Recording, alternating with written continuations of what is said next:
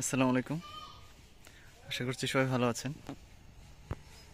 বেশ কিছুদিন পর খুব সুন্দর একটা জিনিস বাগানে এসে দেখতেছি। দেখুন, এটা হচ্ছে মিষ্টি তেঁতুল গাছ।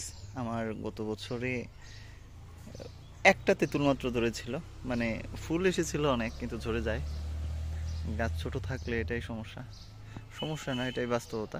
এটা ঠিক আছে, ছোট গাছ তো আর এত বেশি ফল ধারণ করতে পারবে না।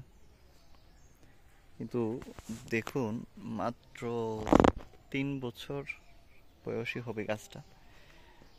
1 বছর বয়সী আমি এনেছিলাম, এরপরে আজকে 2 বছর। মানে অজস্র ফুল। আমি কোনো হরমোন দেই নাই, কোনো কিছু দেই নাই। দেওয়া উচিত ছিল, দিলে হয়তো বা ফুল আরো বেশি টিকতো। তবে আমি দেখতেছি যে প্রায় প্রত্যেকটাতে একটা একটা করে এরকম অনেকগুলা হচ্ছে। হয়তো বা এগুলো আবার ঝরে যাবে, কিন্তু হচ্ছে দেখে আসলে ভালো লাগতেছে।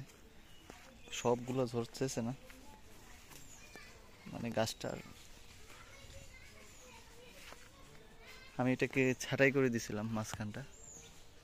মানে মাথাটা দেখলে এত ভালো লাগতেছে, মনে হয় যেন যেন একটা মুকুট,